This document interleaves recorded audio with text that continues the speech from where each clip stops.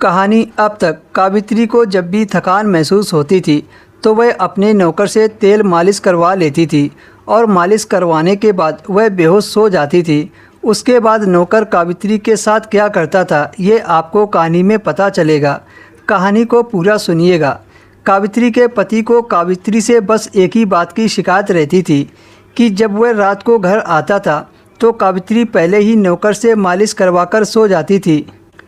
इसलिए कावित्री ने एक दिन सोचा कि वह नौकर से मालिश नहीं करवाएगी। शाम हुई तो कावित्री नहा धोकर तैयार होकर बैठ गई। नौकर कावित्री के कमरे में आया और मालिश के लिए पूछा तो उसने मालिश करवाने से मना कर दिया क्योंकि आज वह अपने पति से प्यार करना चाहती थी। कावित्री के मना करने पर नौकर चला गया, लेकिन कुछ देर बाद जूस का गिलास लेकर उसके कमरे में फिर से गया। कावित्री ने खाना नहीं खाया था, इसलिए उसने जूस पी लिया और बैठकर अपने पति के आने का इंतज़ार करने लगी। लेकिन कुछ ही पलों में कावित्री को इतनी तेज़ नींद आई कि वह बर्दाश्त नहीं कर पाई और सो गई। सुबह आँख खुली तो नौकर उसके कमरे में आया और पूछा, मालकिन आपके लिए नाश्ता लगा दूं? कावित्री ने अपने बगल में देखा तो पति भी उसके कमरे में नहीं था। कावित्री ने नौकर से उसके मालिक के बारे में पूछा तो नौकर ने बताया कि मालिक नाश्ता करके किसी ज़रूरी काम से निकल गए हैं। कावित्री को अपने आप पर बहुत गुस्सा आ रही थी कि वह अपने पति का इंतज़ार भी नहीं कर पाई और सो गई। और अब सुबह होते ही काम पर चले गए। कावित्री ने कहा, मेरे लिए एक कप चाय लेकर आओ। नौकर कमरे से चला गया। कावित्री ने जब अपने ऊपर से चादर हटाई तो चौंक गई। रात को उसने जो कपड़े पहने थे वह नहीं थे, बल्कि वह दूसरे कपड़े में थी। यह देखकर कावित्री का दिल भारी हो गया और सोच सोचकर चक्कर आने लगे कि रात को उसके साथ क्या हुआ था और उसके कपड़े किसने चेंज किए। कावित्री को कुछ याद नहीं था। उसने अपना सिर पकड़ लिया। जब नौकर कमरे में चाय लेकर आया तो कावित्री ने कहा, मेरा शरीर दुख रहा है, मेरे मसाज कर दो।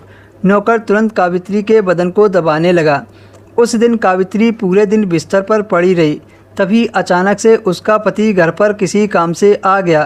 कावित्री ने कहा, मैं तुम्हारे इंतज़ार में कमरे में बैठी रही लेकिन तुम नहीं आए। उसके पति ने कहा, मैं रात को घर आया था, तब तुम गहरी नींद में सो रही थी। मैंने तुम्हें काफ़ी जगाया लेकिन तुम उठी नहीं थी। यह सुनकर कावित्री चौंक गई और सोचने लगी, तो फिर उसके कपड़े किसने चेंज किए? अब कावित्री बहुत उलझन में पड़ गई। उसने सच का पता लगाने की ठान ली। अगले दिन कावित्री ने अपने कमरे में जासूस कैमरा लगा दिया ताकि सच का पता चल सके। अगले दिन जब नौकर ने उसके तेल मालिश की तो वह गहरी नींद में सो गई। जब सुबह उठी तो उसने सबसे पहले कैमरे की रिकॉर्डिंग देखी, जिसे देखकर उसकी रूह कांप गई। कावित्री के सोने के बाद उसका नौकर कावित्री के साथ इतनी घिनौनी हरकत करता था जिसके बारे में कावित्री कभी सोच नहीं सकती थी। दरअसल कावित्री का जो नौकर था वह नौकर नहीं, उसके साथ में पढ़ने वाला लड़का था। भेष बदलकर कावित्री के घर नौकर का काम करता था। वह कावित्री से शादी करना चाहता था, मगर उसके पिता ने कावित्री की शादी कहीं और कर दी थी। इसलिए बदला लेने के लिए उसने ये खेल खेला था। दोस्तों, छोटी सी कहानी अगर आपको पसंद आई हो तो वीडियो को लाइक करें, शेयर करें और हमारे चैनल को भी सब्सक्राइब करें।